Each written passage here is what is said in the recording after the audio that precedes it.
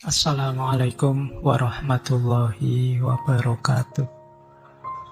Bismillah, mari kita lanjut lagi belajar kita, ngaji kita.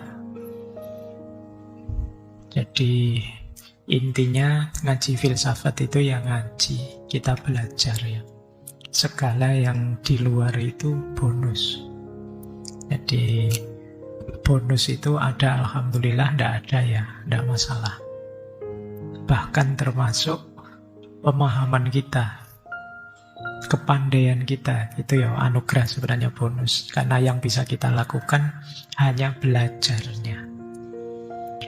Maka ayo kita mulai ya, nawaitunya belajar.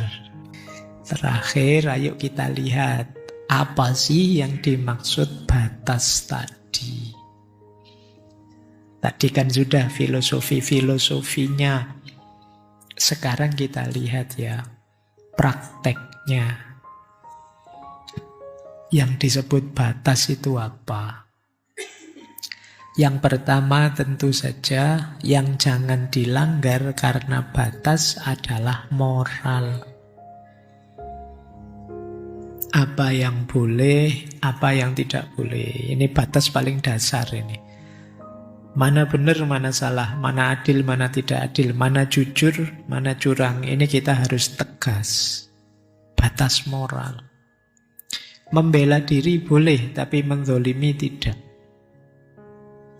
Mengungkap kebenaran boleh, tapi melecehkan orang jangan. Marah manusiawi, tapi menyakiti orang tanpa alasan tidak. Mencari untung wajar, menipu tidak. Ini yang disebut batas moral. Jadi saya mau bisnis tidak apa-apa, ngono ya ngono. Tapi ya kalau bisnis itu kan boleh kan dikit-dikit curang, enggak, jangan. Ning ojo ngono. Demi cinta Pak, saya demi cintanya boleh, wajar kamu mencintai. Tapi kalau nabrak moral jangan. Tapi pasangan saya tidak mau Pak kalau saya tidak melakukan itu. Tidak boleh tetap. Kalau itu negatif tetap jangan. Itu batas moral. Alasan apapun termasuk alasan cinta. Ini yang disebut ngono ya ngono ning aja ngono dalam batas moral. Yang kedua, batas niat. Batas niat itu motifnya. Jadi orang Jawa itu ya tidak hanya menilai jenis perbuatan benar salah. Niat juga tetap jadi parameter. Tindakan yang benar tapi niatnya salah, ya tetap salah.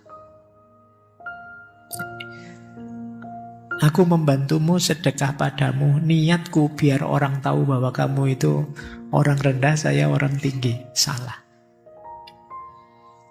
Jadi niatnya salah, yang semula baik jadi salah. Saya belakangan rajin ngaji Pak. Nah, terus niatmu apa sekarang tanya? Itu nanti coba dicek. Ngaji yang semula baik bisa saja jadi negatif. Kenapa belakangan rajin ngaji? Kelihatannya sandalnya anak-anak sekarang itu kok keren-keren, mahal-mahal ya Pak. Misalnya, lu niatnya salah. Kalau kamu sekedar nyari sandal.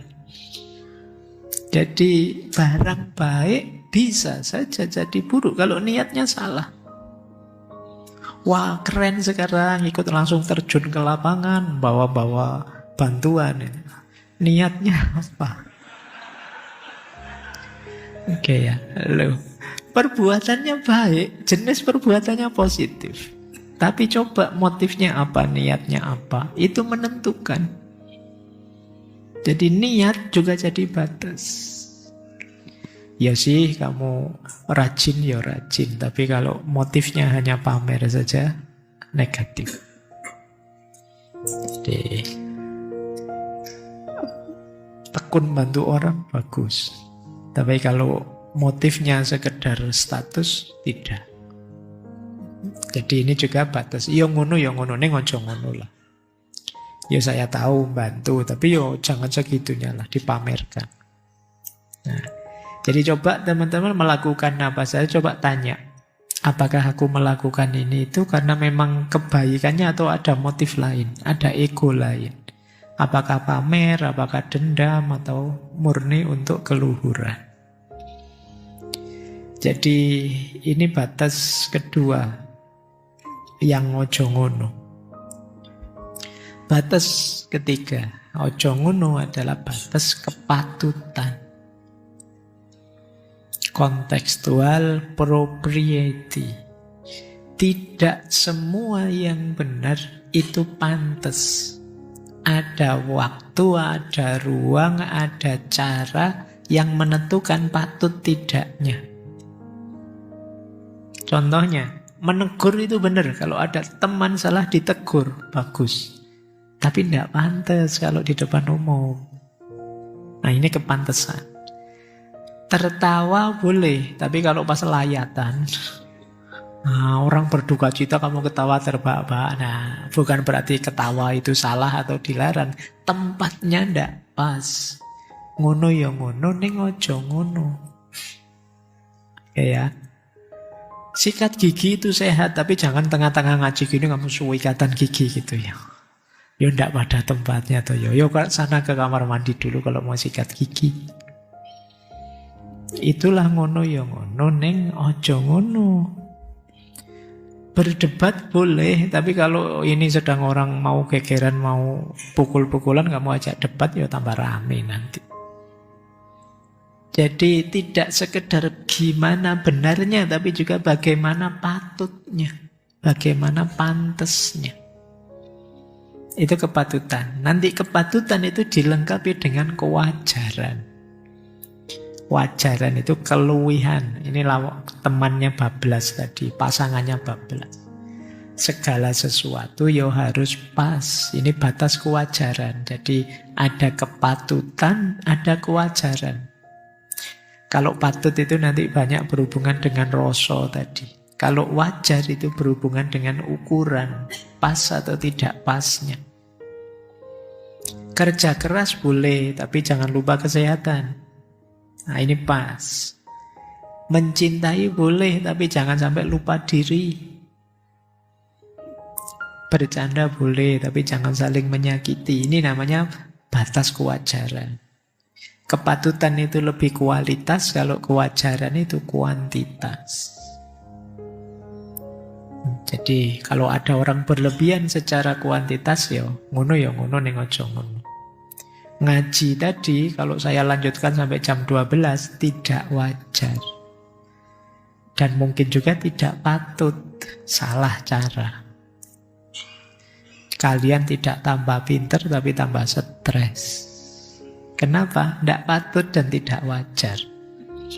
Kayak ngingetin orang tadi, tapi di depan umum itu bisa jadi yang diingatkan malah tidak sadar, malah marah. Kesalahannya tidak dikoreksi, yang terjadi malah nambah masalah. Saya tiba-tiba ingat dulu waktu sesi kita di ulama besar, Imam Ahmad bin Hambal. Satu ketika beliau ini menegur muridnya. Jadi murid beliau ini ustadz juga, yang ngasih kajian di masjid. Nah, waktu muridnya ini ngasih kajian, Imam Ahmad ini melihat dari jauh. Ya bangga sih muridnya bisa ngajar. Cuma beliau melihat ada yang tidak pas ini dari cara muridnya ngajar.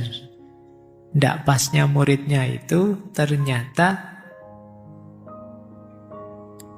murid jamaahnya banyak, sebagian di luar kepanasan.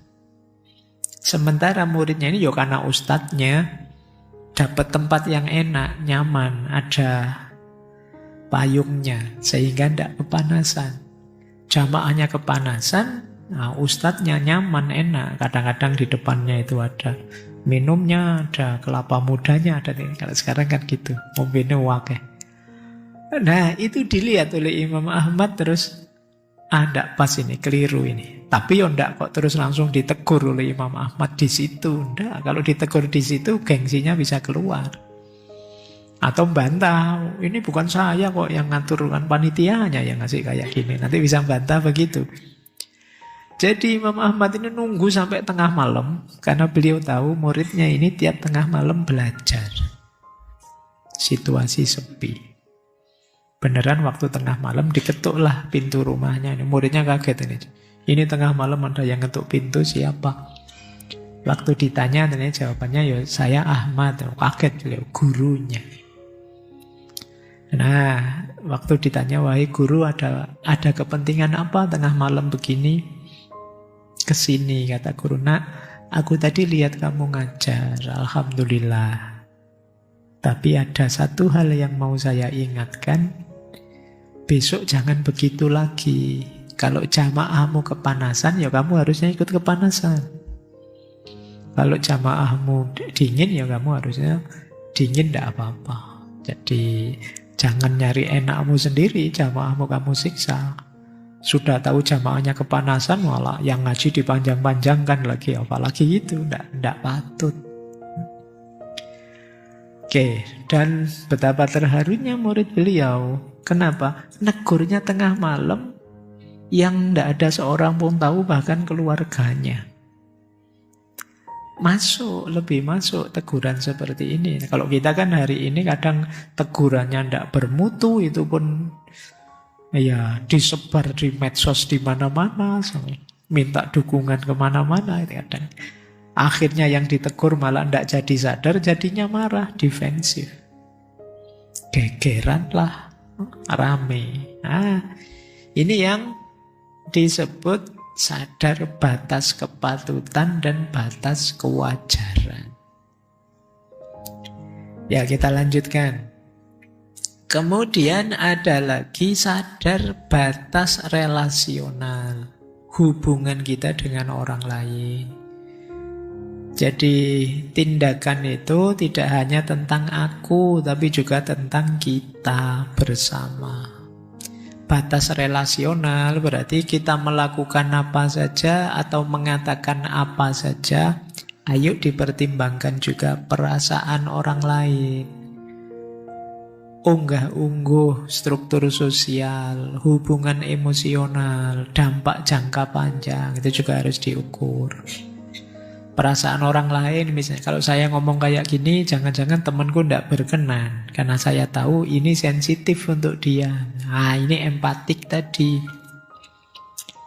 Atau struktur sosial. Struktur sosial itu posisiku apa, posisinya dia apa, maka cara mengingatkannya bagaimana. Ini namanya struktur. Hubungan emosional. Hubungan emosional itu ya kadang ini saudara, ini teman, ini orang lain, ini kerabat jauh. Orang yang tidak kenal sama sekali itu nanti tidak sama caranya. Juga dampak jangka panjangnya. Kalau saya ingatkan sekarang, dampaknya apa? Kalau saya undur seminggu lagi, kira-kira lebih bahaya atau kemungkinan dia sadar sendiri dan sebagainya. Ini namanya dampak jangka panjang. Intinya, sudut pandang orang lain, posisi orang lain juga kita pertimbangkan. Tidak sekedar ego kita. Jadi tidak sekedar tentang aku, tapi juga tentang kita. Ini minuman saya sudah mau habis. Teman saya sejak tadi nggak dapat jatah minum. Enaknya gimana ya? Itu mempertimbangkan yang lain. Saya mau ngambil lagi, tapi teman saya nggak dapat gelas, nggak dapat jatah. Kasihan ya, kayak gini. Saya ambillah, nanti saya bagi 2 misalnya. Nah, kayak gini mempertimbangkan hadirnya orang lain. Ya tentu saja Jawa tidak seperti Sartre ya. Kalau di Sartre itu orang lain adalah neraka. Tidak, kalau di Jawa orang lain itu sumber harmoni. Jadi tanpa orang lain kita tidak akan bisa jadi diri kita. Kita itu awalnya dibentuk di tengah masyarakat, berarti oleh orang lain, yang pada saatnya diharapkan juga berkontribusi untuk masyarakat. Terus ada batas dampak atau konsekuensi. Ini tadi ya, diukur. Apa tindakanku nambah masalah enggak? Merusak kerukunan enggak? Nambah tentrem apa nambah kacau? Jagat kecil tetap adem apa jadi rame? Ini juga jadi pertimbangan. Jadi harus diukur. Ini nanti hasilnya ngono ya ngono, ning aja ngono. Iya sih, ngeritik ya ngeritik, tapi coba deh dicek dampaknya. Jangan sampai yang dikritik hal yang kecil saja, tapi dampaknya kerusakan yang lebih besar daripada hal yang dikritik. Nah, ini ngitung dampak atau konsekuensi. Baik, batas relasional dan batas dampak. Masih ada lagi batas tindakan. Kalau di Jawa diperhitungkan juga batas wibawa dan martabat. Jangan sampai menjatuhkan jati diri dan nilai seseorang. Menegur bawahan boleh, tapi tidak boleh merendahkan. Mengkritik orang tua bisa sih, tapi yo bahasanya diatur. Bukan berarti tidak boleh. Boleh, tapi yo gaya bahasanya beda. Berdebat boleh sih, tapi tetap sopan. Ini yang disebut batas wibawa, batas martabat. Kenapa disebut batas martabat? Karena kalau kita nabrak ini, yang turun martabat kita sendiri. Kita ngeritik. Kritiknya benar, tapi terus tidak peduli sopan santun. Loh, itu yang drop itu kita. Orang melihat kita jadi tidak respect.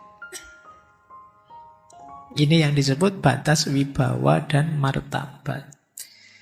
Mungkin kita protes, Pak, kebenaran itu kan harus diperjuangkan sampai titik darah penghabisan, Pak. Dengan iya, tapi kan juga harus strategis. Jadi tidak asal nabrak. Ngeritik pun ada strateginya. Menyadarkan orang ada caranya.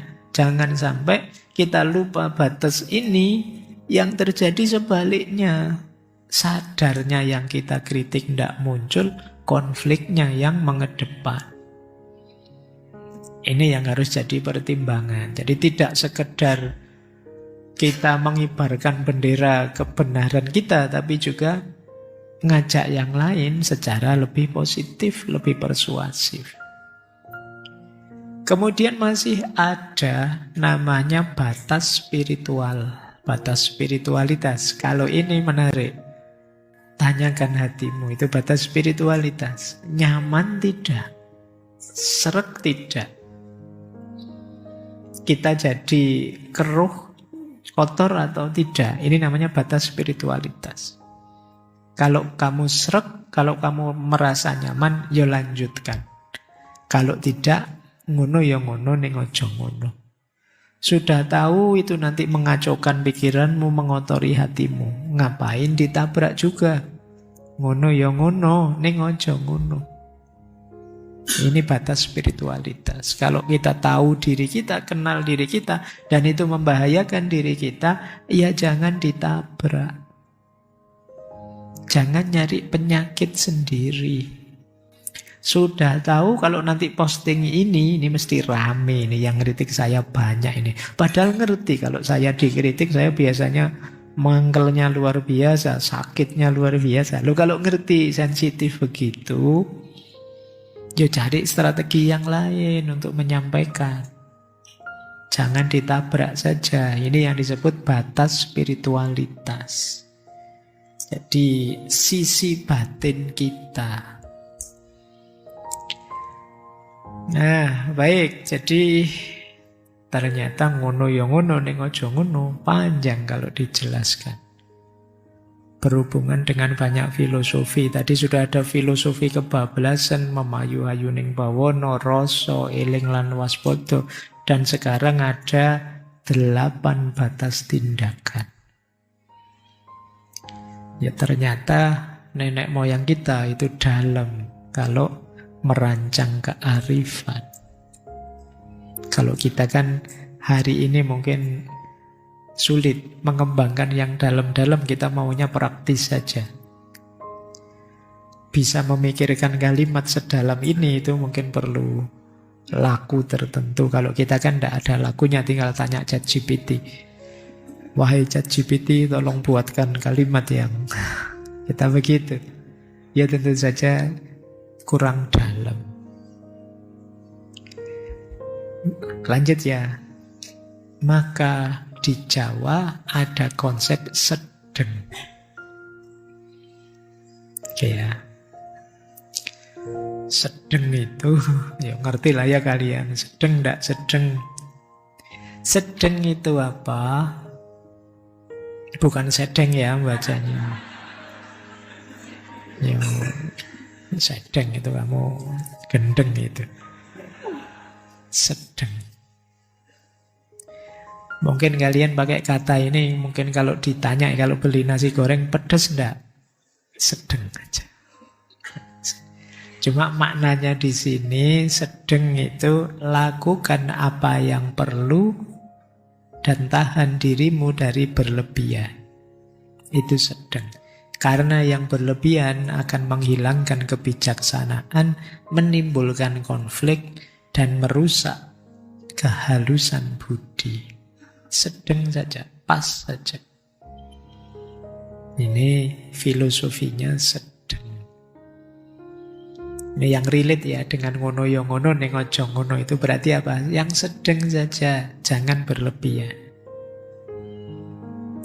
Seandainya harus nuntun orang, seandainya harus menasehati orang, seandainya harus ngeritik mengarahkan orang, ambil strategi ini sedeng. Yang kedua apa? Ngemong. Jadi ngemong itu nuntun, tapi tidak memenjara, tidak menawan. Jadi menuntun nama memenjara. Membiarkan orang berjalan sejauh yang ia mampu, sambil dengan kelembutan menjaga agar kaki orang ini tidak melampaui batas, yang bisa melukai dirinya, melukai sesamanya, maupun melukai semesta. Ini yang disebut ngemong.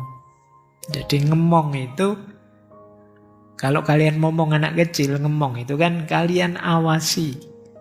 Terserah dia mau jalan kemana, mau main kemana boleh. Kalian ngawasi. Tapi kalau nanti sudah melakukan yang bahaya, kalian hentikan. Menghentikannya tidak dengan keras, tapi dengan lembut. Karena kalau dengan keras, anak ini bisa tantrum, bisa nangis. Itu namanya ngemong.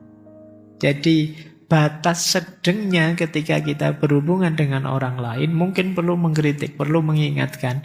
Itu namanya ngemong. Jadi arah dari ngono ya ngono ning aja ngono ada prinsip sedeng dan prinsip ngemong. Saya lanjutkan, semoga nyampe. Nah, ini dulu pernah kita bahas panjang di Ki Ageng Suryo Mentara. Ngono ya ngono ning aja ngono, kalau saya sambungkan dengan konsep beliau, itu relate dengan konsep 6 so. Ya, hidup itu sak butuhe, sak perlune, sak cukupe, sak benere, sak mestine, sak penake. Ayo ya, semoga hafal, nanti ada ujiannya. Biasanya yang kayak gini-gini kalau ujian keluar. Jadi yang pertama sak butuhe. Lakukan apa saja tapi yo sebesar kebutuhan. Tidak sekedar memanjakan keinginan. Kalau butuhnya setengah gelas, ya ambil setengah gelas. Kalau butuhnya 3 gelas, ambil 3 gelas. Jangan kuatnya setengah gelas, ngambil 3 gelas. Itu namanya tidak sak butuhe. Jadi melakukan atau memiliki sesuatu sebatas yang dibutuhkan. Di Jawa itu ada peribahasa begini, ojo nggugu karepe untu. Ojo nggugu karepe untu itu jangan mengikuti maunya gigi saja. Karena ya gigi itu mulut termasuk lidah mungkin ya. Yang minta enak-enak itu kan lidah. Mulut ini.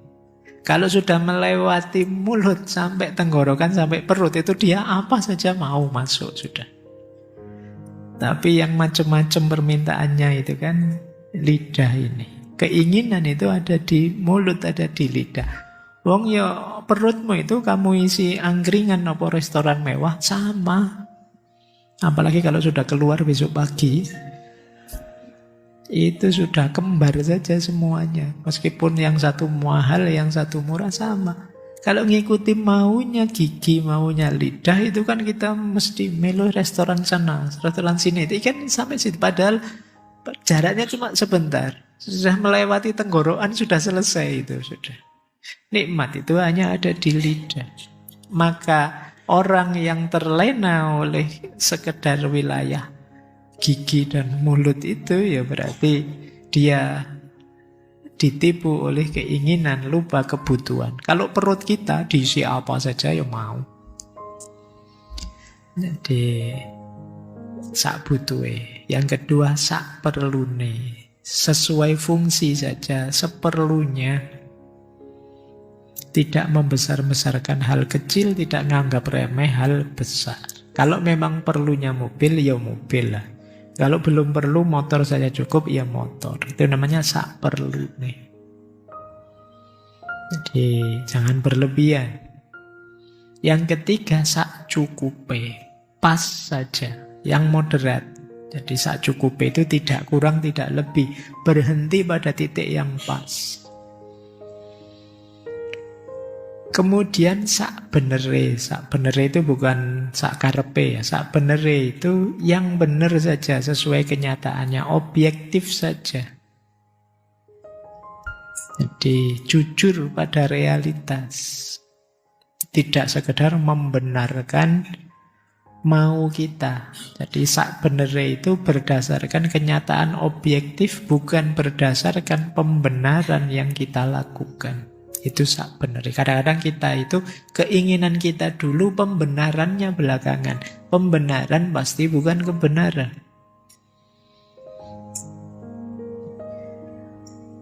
Kadang-kadang kan kalian minta ke orang tua begitu, Pak, di sini Pak, kalau ndak bawa mobil kuliah itu kurang maksimal. Itu kamu bohong sama orang tuamu begitu. Itu namanya tidak sak bener. Wah, kalau di Jogja Pak 5 juta enggak cukup Pak 1 bulan misalnya gitu. Temanmu padahal cuma dikirimi orang tuanya 1 juta ya cukup saja. Kamu enggak cukup, kamu enggak sebenarnya. Dan tidak secukupnya, tidak seperlunya, tidak sebutuhnya. Kemudian sak mestine.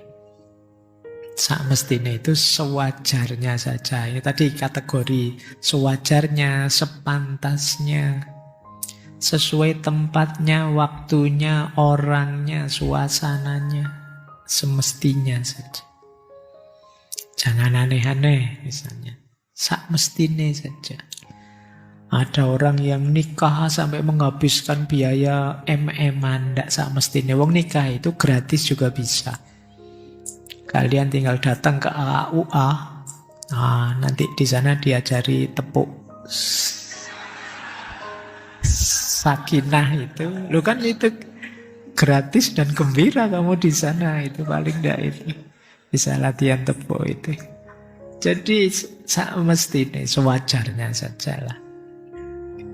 Jadi kita batasi setiap tindakan ini tempatnya gimana, waktunya gimana, ruangnya cocok apa enggak, suasananya cocok apa gimana, dan sebagainya. Makanya kalau ada yang tanya, Pak Faiz kalau pas ngaji kok enggak pakai kopiah, apa pakai jubah, apa pakai atut, pakai yang wow gitu ya. Jawab saya sak mestinya saja. Wong yang saya hadapi ya kayak gini-gini ini. Nanti kalau saya pakai jubah kamu ngeri. Wah, ngeri mesti. Enggak. Rencananya karena memang ngobrol ini bukan pengajian. Sak mestinya. Kemudian yang keenam sak penai. Sak penai itu bukan suka-suka ya, tapi maksudnya senyamanmu. Tidak dilakukan dengan terpaksa, tidak memaksa diri, juga tidak cuek. Senyamannya saja. Nyamanmu bagaimana? Jangan melakukan yang tidak nyaman, nanti kamu tersiksa. Peduli sama orang, tidak peduli sama dirinya sendiri juga jangan. Ambil nyamannya. Kalau kita bisa ngambil 6 rumus, 6 so ini dari Ki Ageng Suryo Mantaram, hidup kita akan jauh lebih bahagia. Lebih tenteram. Yang sering merepotkan hidup ini adalah keinginan yang tidak terkendali, yang tidak seharusnya, tidak seperlunya, secukupnya, sebenarnya, semestinya. Kalau kita bisa ngambil 6 rumus ini, insya Allah hidup jauh lebih nyaman, lebih bahagia. Inilah 6 so. Ya nanti direnungi ya, hidupku seperti ini ndak? Nanti boleh kalian banding dengan sesi gaya hidup minimalis. Dulu kita pernah membahas minimalisme. Yang disampaikan oleh beliau menurut saya dekat dengan itu. Bukan gaya hidup bermewahan, berlebihan yang sering jadi problem kita hari ini. Baik, jadi teman-teman, ngono yo ngono ning aja ngono berarti biarkan hati bergerak sebagaimana angin, tapi jangan biarkan dia menjadi badai yang merusak sunyinya orang lain. Boleh kamu begitu, tapi tahu batas. Senang-senanglah menikmati hidup, tapi jangan sampai senang-senangmu membuahkan kesedihan, kesulitan dalam hidupnya orang lain. Kejahatan tumbuh bukan dari absennya pikiran, tapi dari manusia yang lupa bahwa segala sesuatu ada ukuran. Ya, disimpulkan sejak awal tadi, orang yang lupa batas adalah orang yang abai ukuran, baik di level batin maupun lahir, baik kuantitas maupun kualitas. Seperti saya bilang tadi, kurang ya jelek, lebih juga jelek. Keutamaan itu ada di paradigma pas. Dipaskan saja akan membahagiakan. Telat itu membuat kita sedih. Terlalu awal juga membuat kita gelisah. Kayak kalian ngaji ini, datang paling awal, belum ada siapa-siapa, tolah-toleh lah kamu. Ini libur apa enggak ya? Kok enggak dimulai-mulai gelisah? Tahu telat. Telat juga, waduh, sudah dimulai setengah jam saya baru nyampe. Jangan-jangan yang penting yang di depan, yang di belakang. Yang enak pas. Sampai sini kok ya pas, kopinya siap, saya datang, maksudnya itu pas. Apa-apa yang pas itu lebih enak. Ini sebenarnya kalau dikaitkan dengan tradisi filsafat, banyak berhubungan dengan filsafat jalan tengah. Dan itu khas Jawa, memang segala sesuatu itu jangan berlebihan. Ngono ya ngono, ning ojo ngono. Oke, saya kira itu ya malam hari ini tentang kearifan Jawa.